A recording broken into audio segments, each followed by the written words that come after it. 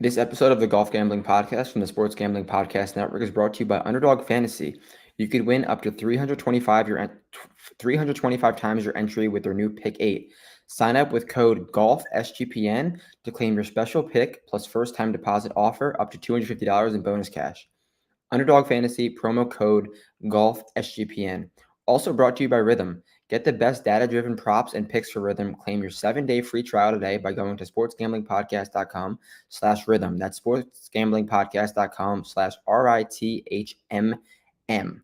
The countdown to college football season is on, and SGPN has got you covered. The college football experience is doing individual team previews for every single college football team. Plus, SGPN's 5-minute fantasy football is your quick and dirty podcast to get you prepped for all things fantasy. All right, guys, we are here. Travelers, I don't want to do much U.S. Open recap because it's like a knife into my heart that I don't want to pull out yet because I'll bleed out. So I think it's going to let it sit for a while, and then over time, like my body will just heal it naturally.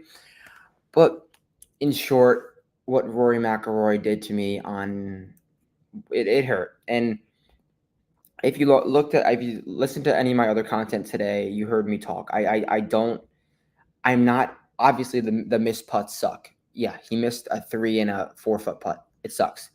But I'm less mad about the missed putts. Crazy things happen. It's golf. It's uncontrollable. I'm more mad about the critical decision making for Rory McIlroy that cost him 3 strokes, which I'll go through. That'll be my U.S. Open recap. Let's talk about it. Sunday, hole 5. In the middle of the fairway, par 5 should be reachable, should be an easy birdie. I walked 100,000 steps at Pinehurst Monday, Tuesday, Wednesday. Going left of 5 is ultimately dead. Whether the pin is left, right, anywhere, obviously left amplifies how dead it is. So going left of hole 5 is dead no matter what.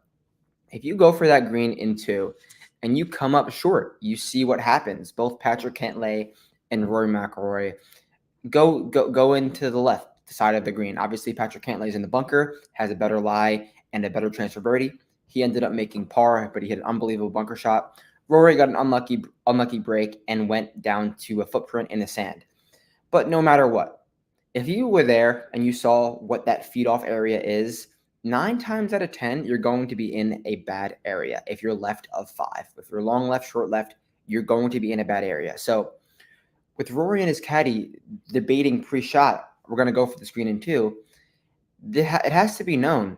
You have to take a club that even if you mishit it, you hit it a little fat, which Rory did on hole 5, and a little fat for pros is a lot different than a little fat for you and I. He caught it a few grooves too high in the face, a little bit fat, and he knew it right away. He said, "Go." You have to take a club that you're landing almost pin high, and it's going to carry him over the green. Over the green is much more manageable, can get that up and down. Or you take a club that maybe the same club, and you just aim a lot more right. Your miss right is a lot less penal. Obviously, Bryson missed right. He didn't have a great look at birdie, but he had a birdie putt nonetheless. Whereas where Rory was, where Patrick Cantlay was, obviously Patrick Cantlay hit a great shot. Doesn't matter. Left of 5 is dead. A par is an amazing score if you're left of 5, and a fairly unlikely score. Look at the scores from left of 5 and left of 5. They're not good. So you have to take that out of play. You have to go long. You have to go right. You have to lay up. If Rory would have hit a 9-iron and laid up to 100 yards, that guarantees that he's making no worse than a 5, which he was never going to do. Like, obviously, I wouldn't have wanted him to do that anyway. But I would have wanted him to think it over more. And knowing Rory and knowing Harry Diamond, I'm not sure they did. I'm just sure Rory was like, all right, we're going. You have to take left to 5 out of play. Okay, that's one decision. Another one is hole 15. If you've watched the round, you saw Rory McIlroy go over hole 15. He ended up making a bogey, and it was honestly a very good bogey from where he was. He was behind the green with a wiregrass bush in between his club and the ball. He had to hood the face of a wedge, and getting it on the green was a challenge. I was texting my friend. I said 30 feet would be amazing from here. 2-putt, get out of here. He hit a tremendous shot, hooked it, landed perfectly, caromed left, and I honestly had a pretty good look. 31 feet underneath the hole. Beautiful from there. But to go back to the tee, Rory McIlroy, the talented golfer he is, tried to hit a low flighted 7-iron that was going to ultimately carry him into that bank and pop up a little bit like Matthew Pavone's did, which would have been an unbelievable all-world shot at best 10 to 15 feet, which is also not a guaranteed birdie. Why? Why are we trying to do that? You have the adrenaline, you have the juices. If you miss that shot a little bit, a little high, which Rory McIlroy did, you landed on the green, middle of the green. It's firm. It's in no world ever stopping there. And I do not believe Rory McIlroy just happened to hit a shot low or hit a shot thin. I believe he tried to hit a low flighted 7-iron because it's the only reason he would have taken a 7-iron based on his distances to land it in the middle of the front of the bank and have it pop up to 10 to 20 feet. Obviously, that wasn't the case. The juices were flowing. He landed it too high and too hard, made it 4. The correct decision was to hit a hard 8-iron, 30 feet left, like Bryson did. I know he didn't hit an 8-iron, but it's a hard, high ball that lands softly because no one can stop the ball on these greens at a high rate besides those two golfers, besides high golf ball hitters, which is what got me on Rory in the first place. So that's just that's what makes me mad. The critical decision making from Rory McIlroy in the final round and his caddy. Like I said, the missed putts suck. He had the U.S. Open trophy in his hands, and he missed multiple tap-ins. But I'm not mad about those. I mean, I'm not happy, but I'm not mad. I'm more mad about the decision. So that's my U.S. Open recap. Let's talk Travelers. We have a 10K range with four golfers. Ludwig Aubert 10-2, Xander 11-2, Rory and Scotty. This is definitely a really fun range, and I think I really like 2 of these golfers. Obviously, these are the best golfers in the world, and they're going to have to make decisions, and there's a world for all of them. But in short, I think this is a great bounce-back week for Scotty. Definitely victory lapping my take last week of Scotty having no chance. It wasn't Scotty's week for reasons like his quotes. He said, I couldn't get the ball close to the hole, and that was exactly what I said during the week. No one, no matter how good you hit your iron shots, can get the ball close to the hole. The Pinehurst greens simply do not allow it. So he's one of his best weapons is negated. It made sense. Everyone was chipping, and I know Scotty's a great chipper, but everyone was chipping, and that is going to come down to 10 to 15 foot putts.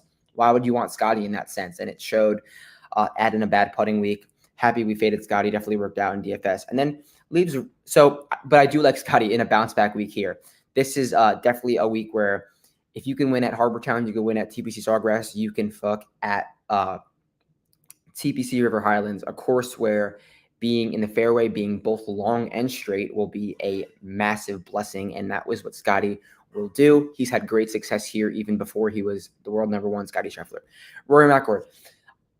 It's a question. What are you going to think? Is Rory going to bounce back, come out like crazy after that disappointing thing, or is he going to come out slow after being in contention?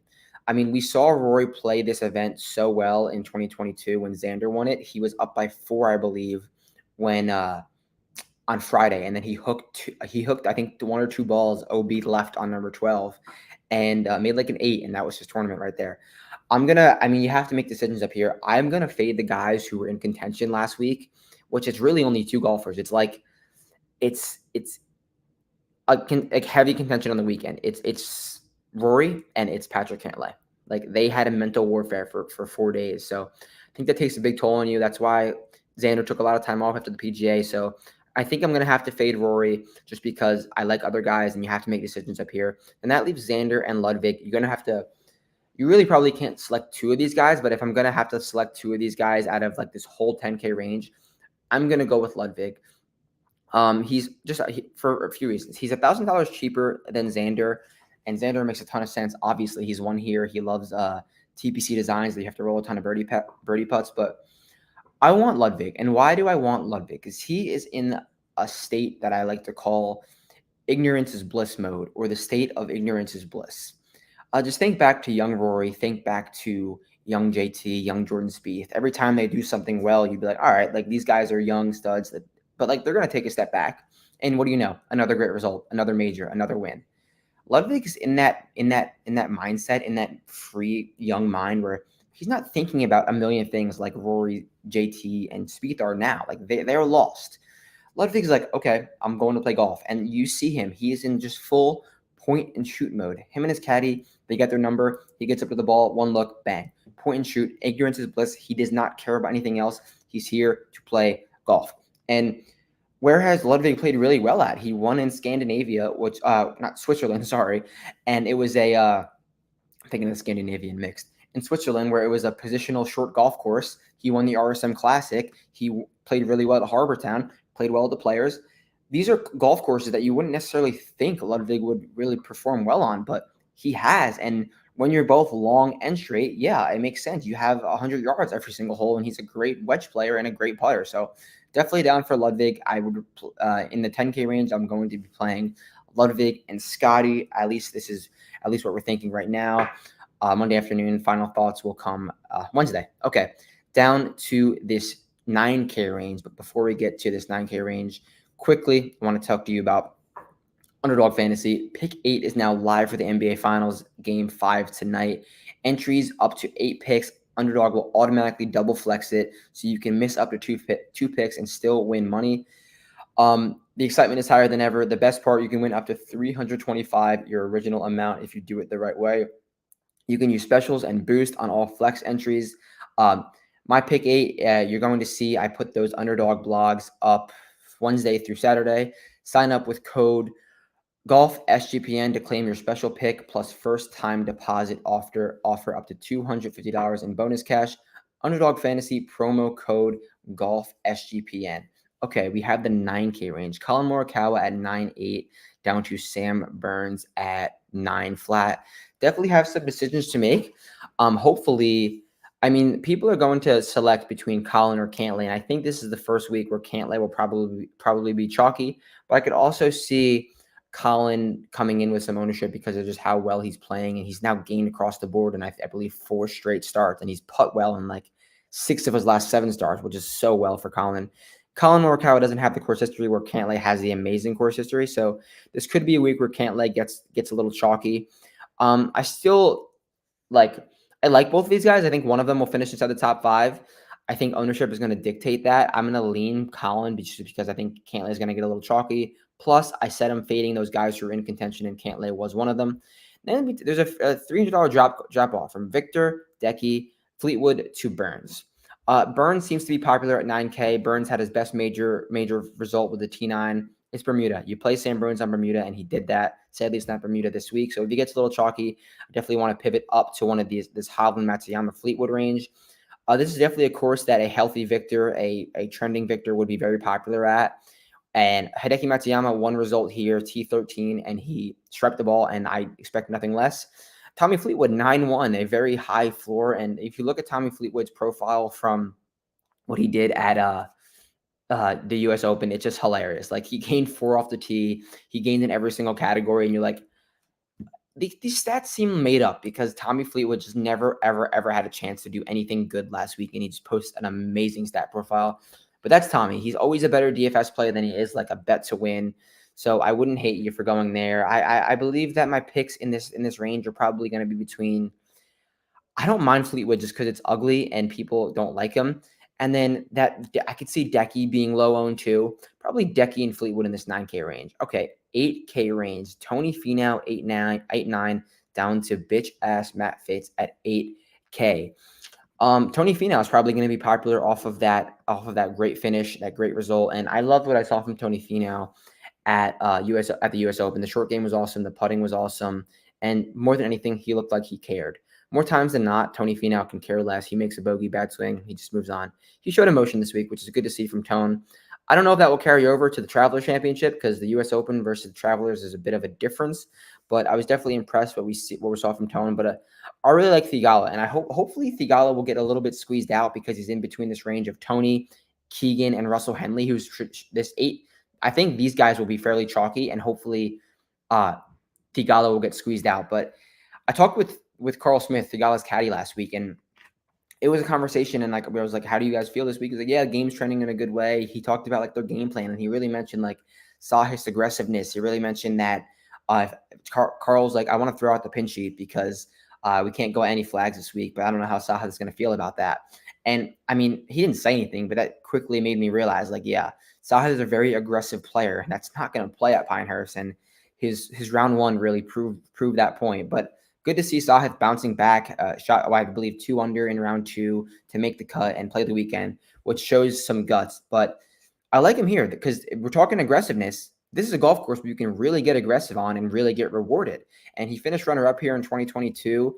Outside of that, nothing really great. But this golfer has become so much more consistent and so much more complete in 2024. If you know anything about Sahith, like over the last 3 years, he's very sporadic. He's very spotty. He can gain 5 in any category, can lose 5 in any category. That's not really the case in 2024. He's just good. He's simply just a good golfer. And I think this is a great spot for him to pick up that a great signature win. This would be the best win. I mean, obviously he's only got one other win for actually 1.5 wins. Shout out the QBE shootout at Devo. So yeah, I like Sahith down here. Keegan, obviously, yeah, makes sense. Russell Henley makes so much sense, but what I don't love about Russell Henley that his result last week was a T7, a T9. It was all with the putter, and Russell Henley, when he's going well, it's the driving accuracy and the iron play, and this course calls for that. But Henley hasn't really been doing that recently or of 2024. His best results are all putting, so it's not most predictable with Russell Henley. So I don't really love that. I really do like Justin Thomas at 8.5. He is still hitting the ball fine. And remember, like I don't want Justin Thomas on a really difficult golf course. This is a TPC design. This is cookie cutter. This is what Justin Thomas cares about. It's point and shoot. It's hit your number. It's make birdie putts, which he's not going to do. But his floor is so high with the ball striking, and people are sick of Justin Thomas. I like him here. He's got 4 rounds. There's no cut. I'm definitely down. And this was the event last year where JT broke out, and I believe he had that initial top 5 or top 10 to get that like summer rolling a little bit before he had those really good events in the fall. So I like JT to play well here yet again, and he probably won't be chalky at all. And then from there, Corey Connors, Brian Harman. Brian Harman might be the most owned golfer this week because he has incredible course history and he has good recent form. Massive fade for me. A lot of those results were before this event became elevated, and I just don't want to chalky Brian Harman. It never, ever works. Again, hard to trust Jordan Spieth. He's shown flashes of brilliance, but it's still not been great golf. Tom Kim and Matt Fitz. Tom Kim probably makes more sense, and Matt Fitz, I believe, is just underpriced. So I don't believe any of these guys are going to get chalky besides like this upper range, which I talked about, the Henley, the Finau, honestly, maybe Thigala, and then Connors, Harman. So I think my favorite plays in this range are Thigala, JT, and then one of TK Fitz. I'll lean Fitz for now. All right, 7K range. Before we get into the 7K range, one more ad. If you're watching the Travelers Tournament this weekend, you need to download Rhythm. Rhythm's golf feature makes it easier than ever to find the best betting opportunities for the Travelers, letting users create custom models to instantly see bet recommendations for outrights, T5s, T10s, and T20s. Rhythm presents these bet recommendations in a menu-like format, making it easy to see where your models agree and helping you feel confident in your betting decisions. Also features an AI caddy, which gives bettors a chance to see every single golfer in the field simulated performance thanks to Rhythm's powerful AI algorithm. You could use this field to find huge plus money betting opportunities throughout every tournament. Ultimate betting and DFS companion. Download now and start a free 7-day trial. Bet smarter on the Travelers. Claim your 7-day free trial by going to sportsgamblingpodcast.com/rhythm. That's sportsgamblingpodcast.com/RITHMM. All right, 2 more ranges to dive.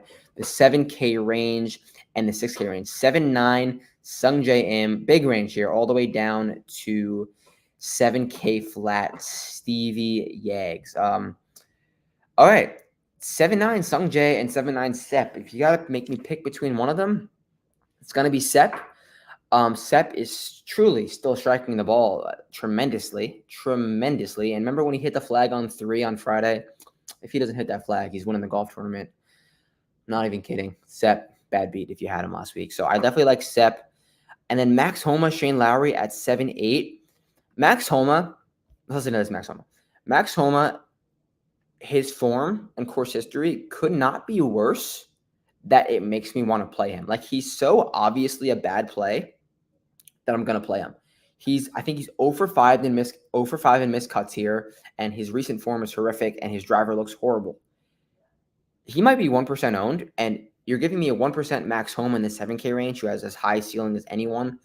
I'm going to play it. Like, I've never said this before, but it's so obviously bad that I'm going to play Max Homa in DFS. I don't think it's a good bet. I think it's a great DFS play. Wyndham Clark, Adam Scott. Wyndham Clark, this is the course where he's hit his irons the worst of any golf course on the PGA Tour. Take that for what you want to take it for. So I'm out on Wyndham Clark. And then from there, we got Adam Scott, probably a T12 backdoor. Ben on. I love Cam Young. I really do love Cam Young. Cam Young will.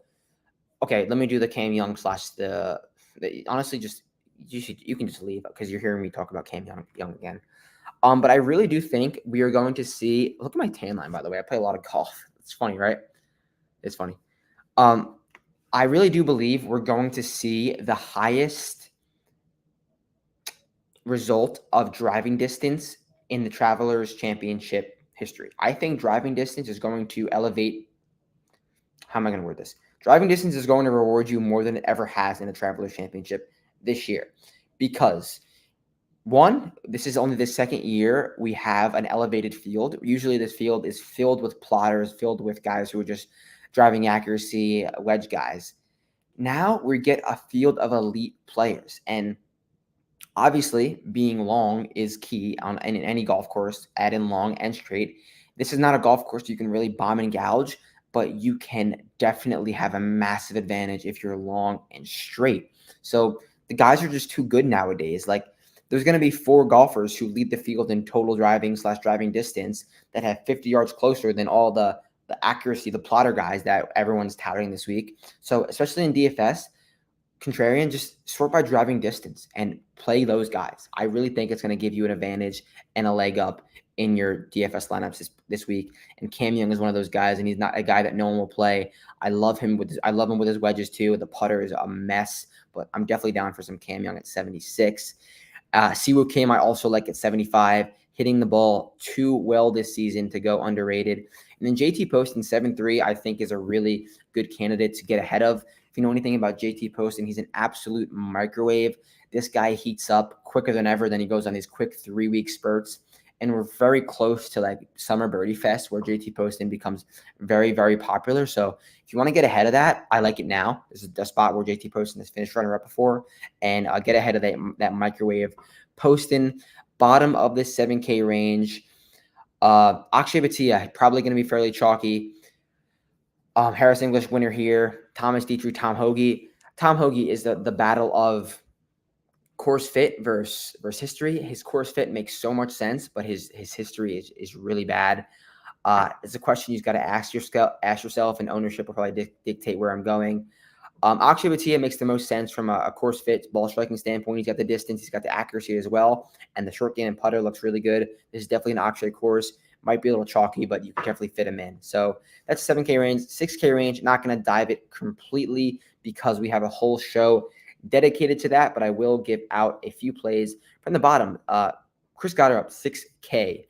A golfer who flashes with his irons at random, and he won on a kind of a shorter course in Myrtle Beach. But he's lost strokes on approach 4 straight times. The last time he lost strokes on approach 4 straight times, he won in his next start in Myrtle Beach. I'm not saying he's going to win. I'm not saying that's a trend that makes sense, but I'm saying that he just pops on approach at random, and you're giving me one of the longest, which I just said, the longest players in this field at 6K min, who's a talented spike iron player and spike putter. I'm down. 6'3", Cam Davis. Make the comp. He's so good on club down courses, and he putts well in Detroit. The TPC River Highlands and Detroit have similar grass types, making that connection with Cam Davis playing good on club down courses. Shout out to Holly. Women's PGA Championship is there this week. That's where Cam Davis plays his home golf out of, which is the narrowest golf course in America. So Cam Davis, I think, could be in for a big week. Seamus Power, 6'5", playing great golf, great course history, and a great course for Seamus Power to tap into his strengths, which are driving accuracy and wedge play. And then from there, I think you should fade Michael Thorbjornsen. He is going to be chalky. He's a shiny new toy that everyone wants to play. He's from this area of the country, though, and he has a T4 finish here. That was before this event was elevated. He's got 4 rounds. Sure, he could play a good round, but the cream will rise to the top, and people will surpass Thorbjornsen this week. Finally, Austin Eckroat, I think, is a good play. Austin Eckroat won at Honda Positional Golf Course, where you have to hit fairways and be great with your wedges. He shot 20 over, I believe, at the U.S. Open, but he did make the cut. And Austin Eckroat is just a good golfer, and it makes a ton of sense on this course. So I'll do the full 6K show most likely tomorrow. That wraps up the DFS preview. If you have any questions, you know where to find me. Appreciate the support. I'm trying to be great. Please help me out and share with your friends, share with your family. And any questions, again, yeah, you know where to find me. Winning weeks, losing weeks. Appreciate you guys. Rory, sucks. Peace out. Catch you guys later.